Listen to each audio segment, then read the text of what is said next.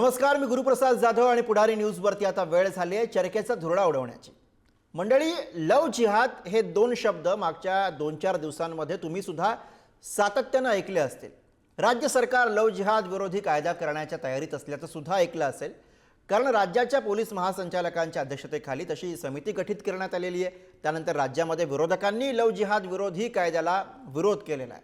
पण या सगळ्यात नवीन गोष्ट अशी घडली आहे की सत्तेत असलेल्या महायुतीमधल्या रामदास आठवले यांनी या कायद्याला विरोध केला। हिंदू मुस्लिम मुलं मुली एकत्र आले तर त्याला लव जिहाद म्हणणं योग्य नाही असं आठवल्यांचं म्हणणं आहे। आणि म्हणूनच या विषयावरती आपल्याला सविस्तर बोलावं लागेल की या कायद्याला जर समर्थन आहे तर ते मुळात का आहे आणि जर विरोध आहे तर तो का आहे। आणि याच विषयावरती आज आपला चर्चेचा धुरळा, लव जिहाद कशासाठी वाद।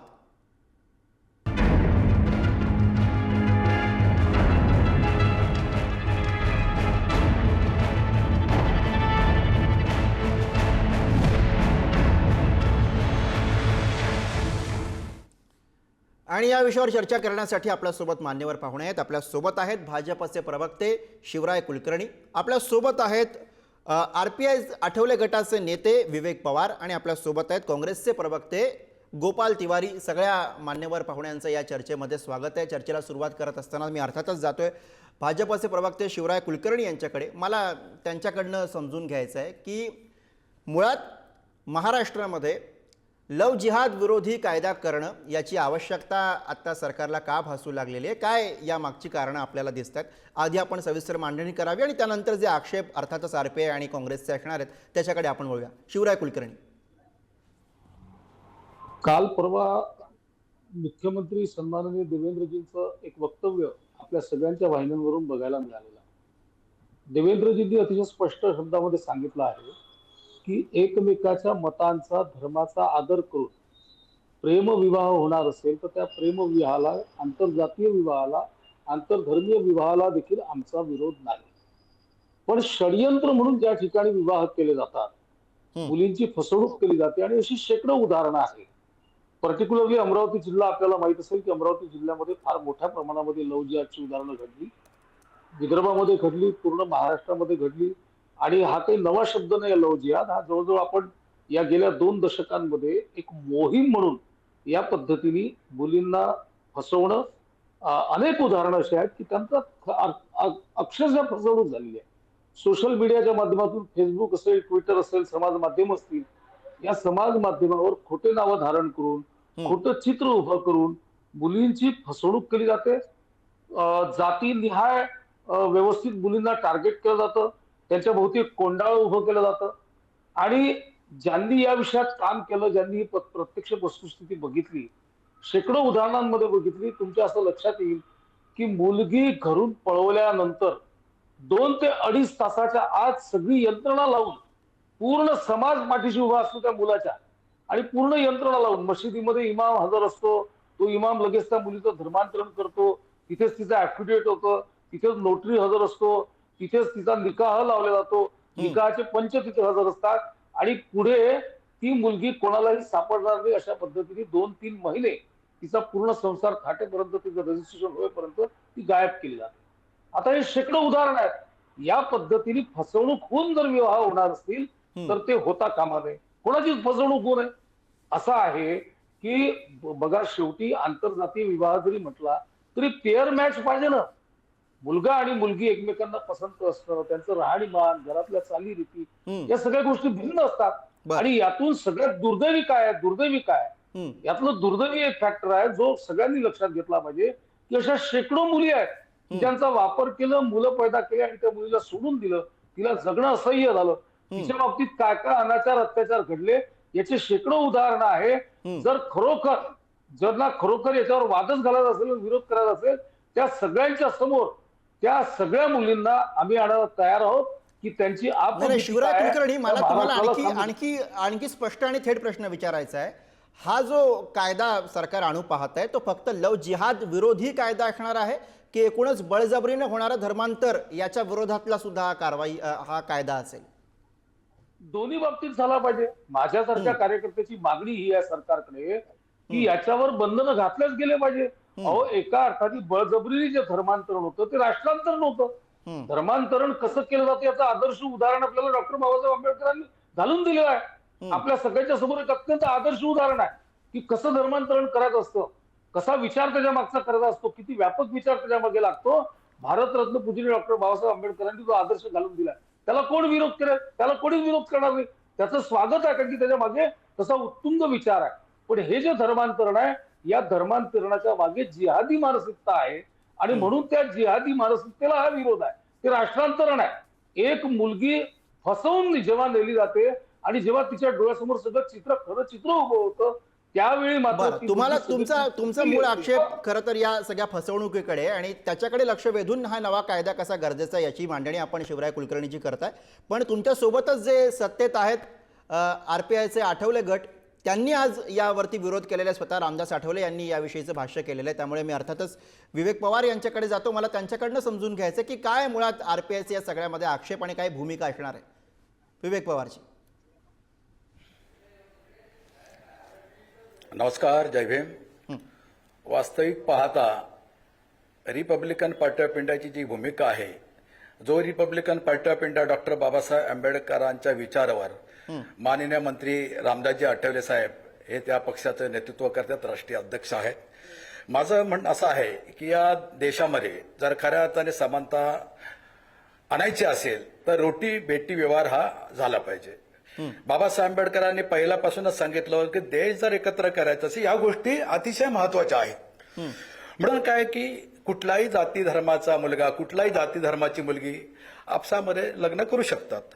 परंतु त्याच्यासाठी एक कायदा करणं सन्मान्य रामदासजी आठवले साहेबांनी पहिल्यांदाच डिक्लेअर केलेलं आहे की अशा या कायद्याला आमचा विरोध आहे. वास्तविक जे काही इतर समाजाच्या मुलींना जे फसवून विवाह करतात त्याच्यावर कायदेशीर कारवाई केली पाहिजे आणि असे जे काही फसवणूक करून जे विवाह करतात त्यांच्यावर शासनाने जास्तीत जास्त कडक नियम लावून त्यांना अटक केली पाहिजे. हे खरं आहे. पण ते याच्यासाठी हा उपाय नव्हे की याच्यावर एक कायदा करणं. तर असा जर कायदा होत असेल तर रिपब्लिकन पार्टी ऑफ इंडियाचा त्याला विरोध आहे. मला काँग्रेसची भूमिका समजून घ्यायची आहे. मी गोपाल तिवारी यांच्याकडे जातो. गोपाल तिवारीजी, इथं जो आता आक्षेप विवेक पवारांनी उपस्थित केला तो म्हणजे एक गोष्ट इथे लक्षात येते की आधीच आपल्या सगळ्या कायद्यामध्ये फसवून जर का किंवा बळजबरीने एखादा जर का विवाह झाला असेल तर त्याच्या विरोधात शिक्षा होण्याची तरतूद आहे. तसा आपल्याकडे कायदा आहे. मग एखाद्या विशिष्ट धर्माला वेगळं करून अशा पद्धतीनं कायदा केला जातोय का, हा सुद्धा यावरती आक्षेप आहे. आपली काँग्रेसची यावरती सविस्तर भूमिका काय? सर, भारतीय संविधान जर बघितलं तर ते मुळात हे सगळं विरोधी कृत्य आहे. आपल्या कायद्यात कुठल्याही धर्माचा असो, कुठल्याही धर्मात त्या सेम धर्माचा जरी असेल आणि त्याला फसवून बळजबरीनं विवाह करत असेल आणि ते तिच्या मनाविरुद्ध असेल तर त्याला प्रतिबंध घालता येतो, कायद्याने त्याला शिक्षा होते. त्यामुळे आता मध्यंतरी एक वर्ष दीड वर्षापूर्वी निलेश राणे यांनी पुणे शहरामध्ये ह्याच लव्ह जिहाद बद्दल मोठा मोर्चा काढला. त्याच्यानंतर मागच्या जून 24 ते जून 15 म्हणजे 5 जून ते 19 जून आम्ही 15 केला आणि पुणे शहरात 12 वाड्या वस्त्यांमध्ये गेलो आम्ही गुरुदासजी आणि त्या ठिकाणी वारंवार जाहीर करून असा प्रयत्न केला की अशी कुठली भगिनी आहे का की जी आपणही दखल घेऊ शकतो. त्याला पक्षाच्या पलीकडे जाऊन धर्माच्या पलीकडे जाऊन एक मानवता दृष्टीने जर कुणाला फूस लावून पळवून नेत असेल तिच्या मनाविरुद्ध विवाह करत असेल असं कोण आहे का, तर हे आपणही जाणून घेऊ.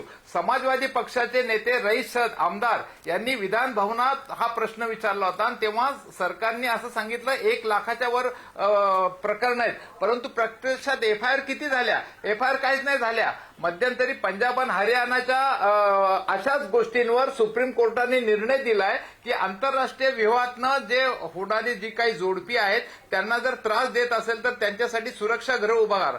या सरकारने सातारामध्ये 15 फेब्रुवारीला त्या ठिकाणी अंधश्रद्धा निर्मूलनचे जे अमित दाभोळकर आहेत त्यांच्या मागणीवरनं त्या ठिकाणी साताऱ्यामध्ये सुरक्षागृह निर्माण केलं. त्या ठिकाणी अशा किती केसेस आल्या. आपण त्याचा खऱ्या अर्थानं माहिती घेणार आहोत का नाही, का उगाच साफ भुई थोपटायची आणि एखाद्या ठराविक समाजाच्या विरोधात द्वेष निर्माण करायचा, तिरस्कार निर्माण करायचा. अरे 13-14% मुस्लिम आहे, तुमचे 85-86% हिंदू आहे. त्यांचं मॉरल पण होत नाही. अनेक मुस्लिम तरुण हिंदू झालेले आहेत आणि अशा तऱ्हेने नाहक काहीतरी नसताना अशा प्रकारे करणं हे अतिशय चुकीचं आहे. आणि हे करताय काय, म्हणजे समाजात तिरस्कार वाढवायचा आहे, विष कालवायचंय का तुम्हाला संसारांच्या त्यांच्यात? असे किती प्रकरण आहेत, किती एफआयआर झालेले आहेत. पोलीस त्यांनी डेटा का देत नाही ह्या सगळ्या गोष्टीचा? दूध का दूध पाणी का पाणी होईल ना, ते करायचं नाही. जनगणना करायचं नाही, प्रत्यक्षात माहिती घेण्याचा प्रयत्न करायचा नाही, वस्तुस्थिती जाणून घेण्याचा प्रयत्न करायचा नाही. आणि बेरोजगारी वाचते, नोकऱ्या मिळत नाहीत, बेरोजगारी वाचते, मेट्रो ड्रग्ज बनतायत. आणि याच्यामध्ये हे सरकार आपली आश्वासनं पूर्ण करू शकत नाही, शेतकऱ्यांचे प्रश्न सोडू शकत नाही. सोयाबीन तिकडे धुळकात पडलंय आणि अशामध्ये कुठंतरी काहीतरी ज्वलंत प्रश्न निर्माण करायचा आणि समाजामध्ये अशांतता पसरवायची, वेगळीकडे लक्ष विचलित करायचं हे काम आहे. कारण महायुती सरकार स्वतः आपली आश्वासनं पूर्ण करू शकत नाही ह्या परिस्थितीमध्ये आहे. आपण स्पेसिफिक या मुद्द्यावरती राहूया. गोपाल तिवारीजी, आपण जो मुद्दा उपस्थित केलाय तो मुद्दा घेऊन मी शिवराय कुलकर्णी यांच्याकडे जातो. मला त्यांच्याकडनं समजून घ्यायचंय, हा जो शिवराय कुलकर्णी ज्यातला आक्षेप आहे ना की नवीन कायदा कशासाठी, म्हणजे आता गोपाल तिवारी बोलतायत ते तुमचे विरोधक आहेत, चला ठीक आहे, पण इथे विवेक पवार किंवा एकूणच आज आठवलेजींची सुद्धा प्रतिक्रिया आलेली, ते तुमच्यासोबत सत्तेत आहेत. त्यामुळे विरोधासाठी विरोध आहे असं म्हणून केवळ याच्याकडे आपल्याला बघता येणार नाही. ते आक्षेप जे आहेत ते आपल्याला समजून घ्यावे लागतील, त्याच्यावरती आपल्याला विस्तृत मांडणी करावी लागेल. मला याच्यामध्ये जे दिसतंय ते म्हणजे एकतर का फसवणूक करून किंवा बळजबरी करून एखाद्याचा विवाह झाला असेल तर त्या संदर्भातला कायदा आहे, ज्याला कुठल्याही धर्माची बंधनं नाही आहेत किंवा काही नाही आहे. हा एक यातला सगळ्यात महत्त्वाचा मुद्दा. बळजबरीने एखादं धर्मांतर झालं असेल तर मला वाटतं त्याच्या विरोधात सुद्धा शिक्षेची तरतूद आहे. मग असं सगळं असताना सुद्धा हा वेगळा कायदा करण्याचा घाट कशासाठी, असा प्रश्न स्वाभाविक आहे की लोकांना पडणार आहे. याच्याविषयी आपण बोलायला हवं. शिवराय कुलकर्णी. बिलकुल निश्चित असं आहे की आता पंजाबच्या कोर्टाचं उदाहरण दिलं आहे. आता आपल्याला सगळ्यांना कल्पना आहे की केरळमध्ये काही भारतीय जनता पार्टीचं सरकार नाही. भारतीय जनता पार्टी केरळमध्ये मजबूत पण नाही. या केरळच्या सुप्रीम कोर्टाने, माफ करा, केरळच्या हायकोर्टाने, केरळमध्ये हायकोर्टाने लव जिहादची प्रकरण केरळमध्ये झाल्याचा निर्वाळा दिलेला. आता अभ्यास न करता आलेल्यांना मी काही म्हणजे सांगू इच्छित नाही, त्यांनी बघून घ्यावं. काहीतरी खोलमखोल गोष्टी करायच्या. 20 वर्षामध्ये किती हिंदू तरुण, मुसलमान तरुण हिंदू झाले, जरा गोपाल तिवारीजींनी एक आकडेवारी दिली पाहिजे. हे बोलायला ठीक आहे, गठ्ठा मतं घ्यायच्या, अल्पसंख्याकांचा अनुनय करायचा आणि त्या अनुनयासाठी बोलायला ठीक आहे, बोलायला अगदी छान आहे. पण काय तुम्हाला काय कल्पना आहे की मुसलमान तरुण हिंदू होत आहेत? किती उदाहरण जरा महाराष्ट्रातले देशातले सांगा बरं, किती मुसलमान तरुण हिंदू झाले. त्यामुळे बोलताना बरं वाटतं की त्यांनी बोलावं, त्यांना त्यांची चूक नाही आहे, त्यांची चूक नाही आहे. त्यांना तेवढीच मतं मिळतात, तीच त्यांना टिकून ठेवायची आहे. त्याच्यातले जे लचके तुटतात वेगवेगळ्या पक्षांचे, तेही त्यांना राखून घ्यायचे आहे. त्याच्यामुळे त्यांना त्यांच्याकडून आम्हाला अपेक्षाच नाही आहे. एक गोष्ट लक्षात घ्या की आमचे जे मित्र आहेत विवेक पवार, त्यांनी देखील एक गोष्ट मान्य केली, जिथे बळजबरी असेल, जिथे फसवणूक असेल, त्या फसवणुकीच्या ठिकाणी कडक कायद्यांचा वापर केला गेला पाहिजे. आता मी सुरुवातीला प्रस्तावना करताना एक वाक्य वापरलं की जे मतांचा आदर करतात आणि ते मत आवडलं, जसं बौद्ध मत आवडलं, ख्रिश्चन मत आवडलं, इस्लाम आवडला आणि तो आवडून त्या प्रेमापोटी जे विवाह होत असतील त्या विवाहांचा विषय नाही. पण शुद्ध फसवणूक, मी तुम्हाला सांगतो, पूर्ण महाराष्ट्रामध्ये असे काही विवाह नोंदणीचे कार्यालय सुरू झालेले आहेत की त्या कार्यालयातले विवाह आक्षेपार्ह आहेत. नाही शिवराय कुलकर्णीजी, तुम्ही म्हणताय तो मुद्दा अगदी रास्त आहे. तुम्ही जो म्हणताय ना तो मुद्दा अगदी रास्त आहे, त्याला विरोध नाहीये. हा बरं, गोपाल तिवारी तुम्ही बोला, मग जातो पुन्हा त्यांच्याकडे. बोला. मला एक मुद्दा पूर्ण करू द्या. एकच मिनिट. त्यांचा आक्षेप आहे तो घेऊन तुमच्याकडे येतो. तुम्ही जी मांडणी करताय त्यावर त्यांचा आक्षेप आहे तो घेऊन तुमच्याकडे येतो. शिवराय कुलकर्णी. विधान भवनाच्या पटलावर हे प्रश्न विचारला गेलेला आहे. अशा किती केसेस आहेत अशा? मी तुम्हाला अन्यथा साफ म्हणून थोपटण्यात काहीच अर्थ नाही ना. तुम्ही काहीतरी भाऊ एखाद्या समाजाला टार्गेट करून ते म्हणतायत शिवराय कुलकर्णी, शिवराय कुलकर्णी काँग्रेस असं म्हणते की तुम्ही केसेस सांगा, आकडा सांगा आणि मग आपण याच्यावर बोलूया. फसवणुकीतून बाहेर मी काढलेला आहे. अमरावतीतल्या काँग्रेसच्या मोठ्या नेत्याच्या मुलीला मी बाहेर काढलाय. हो, ते म्हणतात की प्रकरणं किती आहेत. मी नावं हे सांगतो बघा, तुम्हाला. एका गेल्या प्रकरणाविषयी आपण नाही बोलू शकत. गेल्या आठवड्यामध्ये 3 उदाहरणांवर मी काम केलं. FIR किती 3 नोंद झाले उदाहरणांवर महाराष्ट्रात? काय मोकळून रडत होती तिच्या आईबाप. कागदपत्रांची पूर्तता शिवराय कुलकर्णी, केली आपण जात जेव्हा नव्हतं. एखादा कायदा कागदपत्र- करण्याविषयी किंवा मी एखादा तुम्हाला कठोर सांगतो. नियम करण्याविषयी बोलत असतो गुरुप्रसादजी, तेव्हा आपल्याला त्याचा आधार म्हणून दादोजी- काही प्रकरणं द्यावी लागतील ना, काही डेटा द्यावा लागेल ना. डेटा आमच्याजवळ पूर्ण आहे आता cases दादोजी. किती आहेत? तो सांगा अशी विनंती आहे आपल्याला. याच्यात लव्ह जिहादच्या बळी ठरलेल्या ज्या मुली आहेत त्या मुली देखील आपल्या कार्यक्रमामध्ये हजर करण्याची जबाबदारी माझी. हो नाही, मी नाही फक्त सांगत तुम्ही तुम्हाला. हजर करा म्हणत नाहीये, तुम्हाला म्हणतोय फक्त आकडा सांगा ना एक. आपण जेव्हा कायद्यामध्ये काही बदल करू इच्छितोय, नवा कायदा करू इच्छितोय, तेव्हा त्याला आधार म्हणून आपल्याला काहीतरी मांडणी करावी लागेल, काहीतरी आकडे द्यावे लागतील. ऐका, मी सांगतो आता, ऐका ना, मला बोलू द्याल तर मी सांगतो. असं आहे की तुम्ही रोज रजिस्ट्रेशनचे हे कागदपत्र बघा. या सगळ्या याच्यामध्ये कागदपत्रांची पूर्तता अतिशय सुंदर केली जाते, अतिशय सुंदर केली जाते. 18 वर्षाच्या खाली 9 प्रकरण मी तुम्हाला सांगतो, 9. त्याच्यातले 2 मुलं आजही पोस्टकॉमच्या आतमध्ये आहेत. बर, अक्षरशः 10वीतल्या 9वीतल्या मुली या फसवल्या गेल्या, त्या उघडकीस आल्या. नाही नाही, शिवराय कुलकर्णी पुन्हा तेच आहे की हे बघा, एक लक्षात घ्या, शिवराय कुलकर्णी एक लक्षात घ्या, तुम्ही जी सांगताय उदाहरणं, ती उदाहरणं आहेत, ती एक प्रकरण म्हणून आपण त्याच्याकडे बघू शकतो. त्यातलं गांभीर्य समजणं महत्वाचं आहे. काँग्रेसचे प्रवक्ते सुद्धा, गोपाल तिवारी सुद्धा तुम्हाला हेच म्हणत होते की जर का आपण एखादा कायदा करू पाहताय तर त्याविषयीची आकडेवारी द्या, ती प्रकरणं सांगा, किती महिन्यात, किती वर्षात, किती अशा पद्धतीचे गुन्हे नोंदवले गेले, याच्याविषयीचा आकडा द्या, असं त्यांचं म्हणणं होतं. मी विवेक पवारांकडे जातोय. मला आणखी एक यातला महत्त्वाचा मुद्दा आहे ज्याच्याविषयी त्यांच्या इकडनं समजून घ्यायचं आहे की मुळात राज्यघटनेने जो आपल्या सगळ्यांना व्यक्ती म्हणून तुम्हा आम्हाला व्यक्ती स्वातंत्र्याचा जो अधिकार दिलेला आहे आणि त्यामध्ये अर्थातच की आपला जोडीदार कोण असावा, आता कुठल्या जातीचा धर्माचा असावा, याच्या पलीकडे जाऊन विचार करण्याचं जे स्वातंत्र्य दिलेलं आहे, त्या स्वातंत्र्यावरती हा कायदा घाला असू शकतो असं आपल्याला मुळात वाटतंय का या सगळ्यामध्ये? डॉक्टर बाबासाहेब आंबेडकरांनी या देशाला संविधान देताना त्यांनी फार मोठे उपकार केलेले आहेत. त्यांनी एक आपल्याला मूलभूत अधिकार दिलेले आहेत. त्या मूलभूत अधिकारामध्ये व्यक्ती स्वातंत्र्य दिलेलं आहे. तर प्रत्येक मुलाला, प्रत्येक मुलीला आपला जोडीदार निवडण्याचा अधिकार आहे. तो अधिकार करताना तो मुलगा चांगला आहे का, सुशिक्षित आहे का, आपलं पोट भरू शकतो का, हे पण त्या मुलांनी किंवा मुलींनी विचार केला पाहिजे. या अनुषंगाने मी असं बोलेन की डॉक्टर बाबासाहेब आंबेडकरांनी जे संविधान दिले त्याची अंमलबजावणी जर झाली त्या गोष्टी होणार नाही. आपण जर पाहिलं तर आजपर्यंत जेवढे राज्यकर्ते आले, मला बोलू द्या जरा, या देशाच्या बाबतीमध्ये प्रत्येक धर्माच्या तरुणांमध्ये प्रेम उत्पन्न झालं पाहिजे. आपल्या देशाबद्दल प्रत्येकाला अभिमान वाटला पाहिजे. तो अभिमान नुसता बेगडीत असला पाहिजे.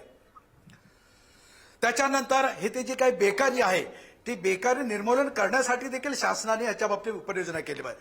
तिसरी गोष्ट अतिशय महत्वाची, एज्युकेशन. बाबासाहेब आंबेडकरांनी या देशातील प्रत्येक तरुणाला शिक्षणाचा अधिकार दिला पाहिजे, त्याची अंमलबजावणी झाली पाहिजे.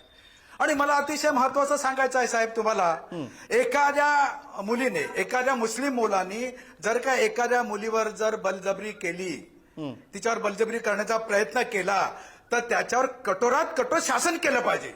आणि तो संविधानाने अधिकार दिलेला आहे आणि त्या अधिकाराची संपूर्ण वापर या शासनाने केला पाहिजे, पोलीस खात्याने केला पाहिजे. तर जर का अधिकाराची जर अंमलबजावणी करत नसेल तर मग काय उपयोग आहे? आमचा असा म्हणणं आहे, तो हिंदू असू द्या, मुस्लिम असू द्या, कुठल्याही मुलीवर जर कोण अन्याय करत असेल त्याच्यावर कठोरात कठोर शासन झालं पाहिजे. ही रिपब्लिकन पार्टी ऑफ इंडियाची भूमिका आहे. आणि ती भूमिका असल्यामुळं केंद्र शासनानं किंवा महाराष्ट्र शासनाने त्याचा साकल्याने विचार केला पाहिजे. हा कायदा करणं, मी आताही सांगतोय साहेब तुम्हाला, या कायद्याला आमचा विरोध आहे. रामदासजी आठवले साहेबांचा तसा विरोध आहे. त्याचप्रमाणे रिपब्लिकन पार्टी ऑफ इंडियाच्या ग्रासरूटच्या प्रत्येक कार्यकर्त्याचा विरोध आहे आणि तो शेवटपर्यंत राहील. घटनेची अंमलबजावणी करा. तुम्हाला माहिती असेल की रिपब्लिकन पार्टी बाबासाहेब आंबेडकरांच्या विचारावर चालणार आहे. तिवारी, म्हणजे तुम्ही विरोध केला तर ठीक आहे, विरोधकांचा विरोध म्हणून आपण समजू शकतो. महायुतीमध्ये जे सोबत आहेत, आठवले, RPI, ते सुद्धा या सगळ्याला विरोध करतायत. आपण कसं बघताय या सगळ्याकडे?